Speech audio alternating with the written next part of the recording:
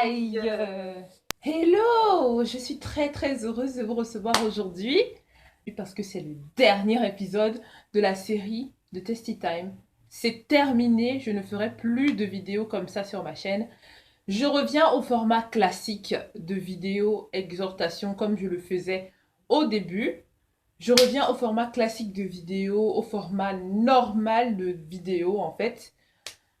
Tout simplement chrétienne, d'exhortation, d'encouragement, de guitare, etc. Donc à partir de la semaine prochaine, vous recevrez, alors il y aura ici un cover dans 2 jours, je crois bien.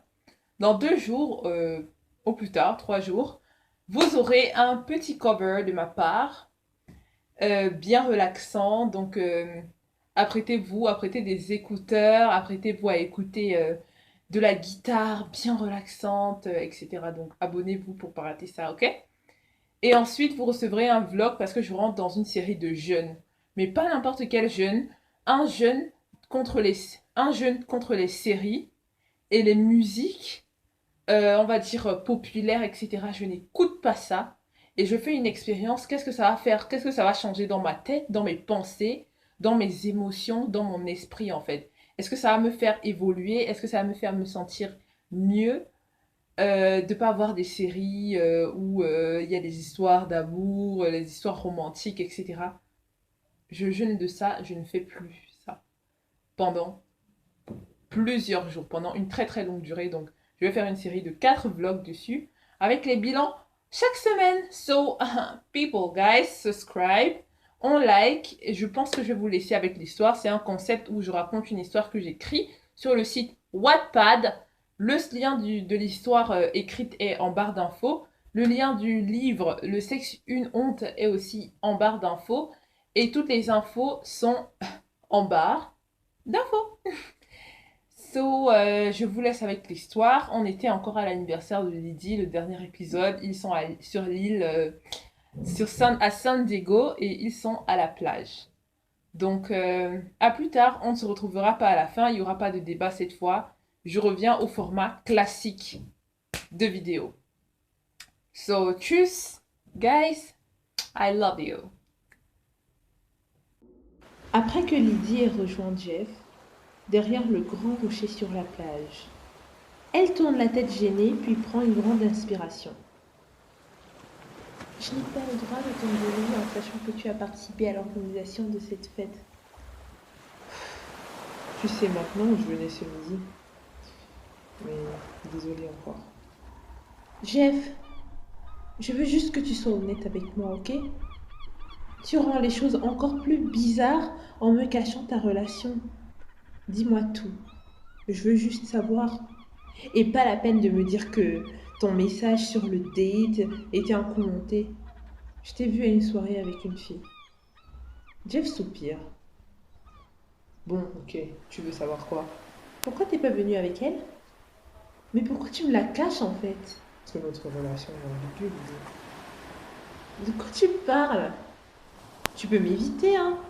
Je peux très bien t'éviter, Jeff, au cas où tu l'ignores. Tu veux dire que tu n'as rien remarqué? Cette tension étrange entre nous. Lydie baisse les yeux. Bon, j'arrête de te taquiner. La fille de mon statut n'est pas ma copine. Lydie soupire d'agacement et se lève. Tu m'insupportes. Elle marche rapidement pour s'en aller. Jeff la regarde, incompréhensif, puis se lève pour la rattraper. Il attrape son poignet. Jeff, laisse-moi! Ok, tu veux la vérité? Regarde-moi. Elle se retourne. Oui, j'ai rencontré une fille. On a eu un date. Pendant le dîner, je l'ai appelée par ton prénom. Quoi? 2 fois. C'était sûrement à cause des préparatifs de mon anniversaire qui te préoccupent. Arrête. Elle sourit lentement, en essayant de cacher sa figure. Tu es tellement belle. Elle plonge dans ses bras et Jeff la serre fermement. Et ça s'est fini comment? Elle m'a renversé son verre de vin sur la figure. Et elle est partie. Lydie éclate de rire.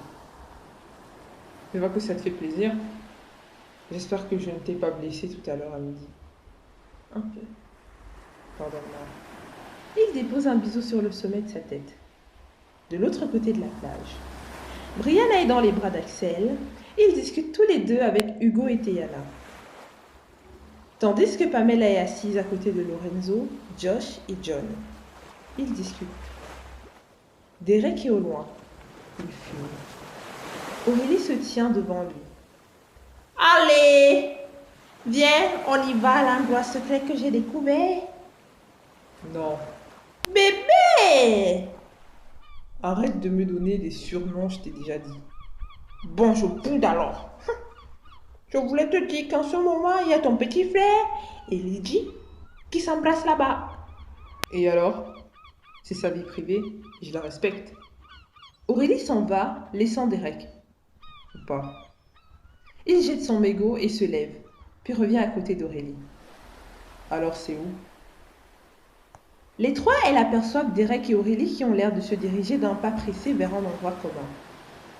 Bah dites donc, ils vont où ceux-là? Demande Lily.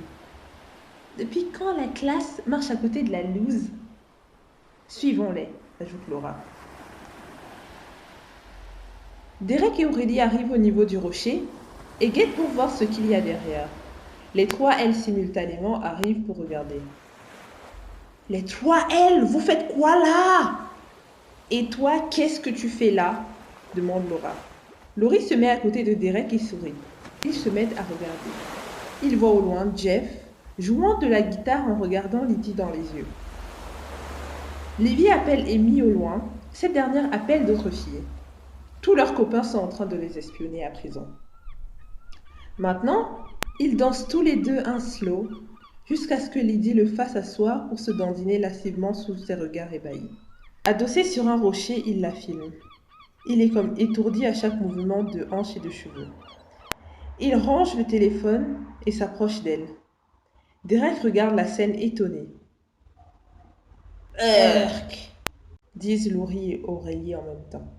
Derek, viens, on va faire pareil. Ils se regardent à présent, les visages à 1 centimètre de distance. Ah! Jeff et Lydie sursautent et cherchent d'où provient le bruit. Axel est tombé à force d'être nombreux pour les espionner. Salut, je passais juste par là. Et moi aussi, ajoute Brianna, qui apparaît tout à coup. Elle quitte derrière le rocher et avance vers eux. Vous êtes là depuis combien de temps?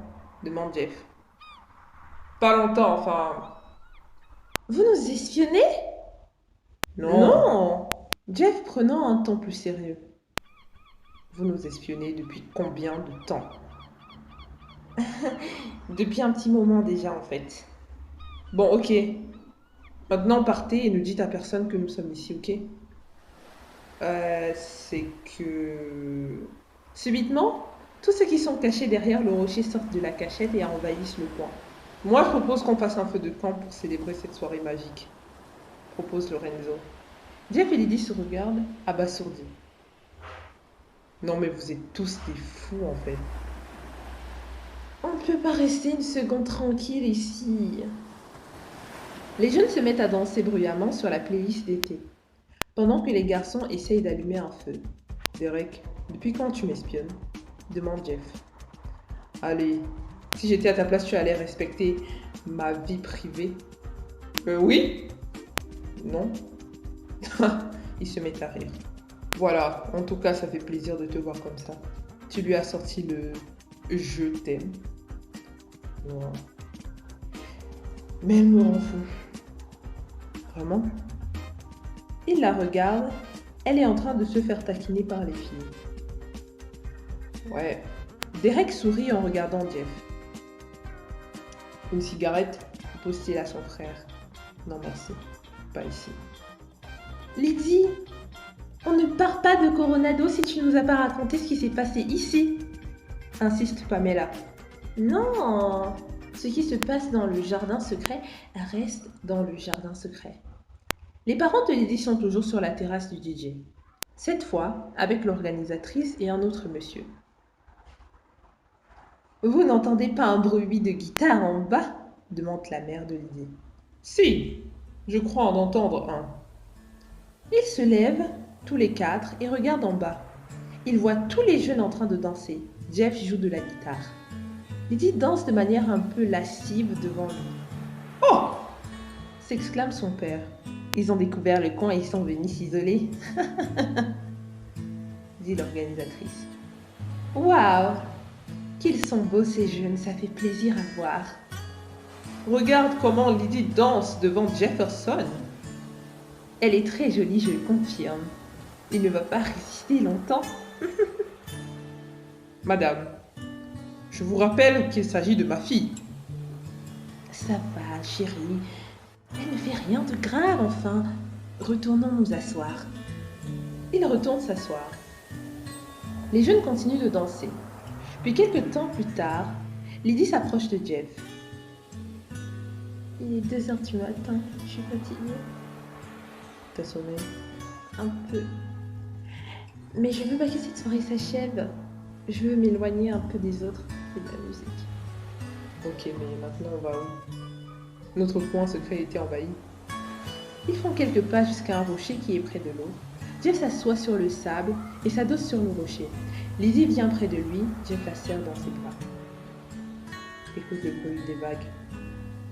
Respire. Certaines personnes les regardent de loin. Axel prend Brianna dans ses bras. Ils sont trop choux. Certes, mais pas plus que nous. Bri. Tu veux pas qu'on aille se poser un peu à l'écart pour parler de notre relation? Demande Pamela. Non, on peut parler ici. Et de quoi tu veux parler d'ailleurs en plus? Derek, quant à lui, est retourné de l'autre côté et est en train de draguer les serveuses. Quelque temps plus tard, du haut du rocher, Lydie! Lydie! elle se décolle de Jeff et regarde en haut. Tu ne crois pas qu'il est temps d'aller se coucher? Non, ça va. Tu ne comptes pas dormir ce soir? Il faut aller se coucher, ma fille. Elle regarde Jeff. Jefferson, dis-lui qu'il faut qu'elle aille se coucher. Je n'ai pas envie que tu ailles te coucher. Alors, qu'est-ce que tu attends? Lâche-la! Arrête, papa! Puis elle regarde Jeff. Et même si je pars, on se revoit quand? Au petit-déj demain à l'hôtel. D'ailleurs, pourquoi tu veux qu'on se revoie? Je ne suis qu'un ami, non? Mon meilleur ami? Non, c'est trop de responsabilité. Je préfère juste être le petit. Le petit ami. Elle éclate de rire. J'ai réservé 2 suites à l'hôtel, une pour tes copines et toi, et l'autre pour les garçons. Il y a un lit douillet qui t'attend. Papa, je n'ai pas fini! Je ne peux pas te laisser seule une seconde, Larry. Elle l'emmène pour s'asseoir. Jeff, quand vous aurez froid, vous pouvez venir ici. Il y a des couvertures. Merci, madame. Quelques instants plus tard, Lydie est emmitouflée dans une couverture à côté de sa mère. Les gens viennent lui dire au revoir peu à peu. Jeff arrive. Au revoir, monsieur et madame Linwood. Au revoir. Au revoir. Au revoir, Lydie. J'ai réfléchi. Je veux bien que tu sois le petit au lieu du mineur. Il la regarde et ses yeux se mettent à briller. J'ai très envie de t'embrasser. Pardon? Bonne nuit, monsieur. Il s'en va en marche arrière, ne lâchant pas Lydie du regard. Les gens rentrent progressivement. Aurélie, quant à elle, s'est fait payer le ticket de bus par quelqu'un qui a eu compassion de son état de délabrement, après le fait qu'elle se soit rendue compte que ses amis, y compris Derek et sa bande, sont déjà partis et l'ont laissé. Le lendemain matin, après avoir passé la journée dans leurs suites respectives, les filles, les garçons et les parents de Lydie se sont retrouvés en bas pour le petit déjeuner. Après quelques heures de détente au soleil, Lydie, Jeff, Lorenzo, Pamela et les parents de cette dernière ont repris la route pour Los Angeles. Brianna et Axel, quant à eux, sont allés rejoindre la famille de Bri pour se concentrer dans les préparatifs du mariage d'Hugo et Théana. À suivre. La suite se trouvera dans une histoire qui arrive bientôt, mais en attendant, pour la relation entre Jeff et Lydie, on pourrait dire, alors, à qui la couronne? Fin de l'histoire.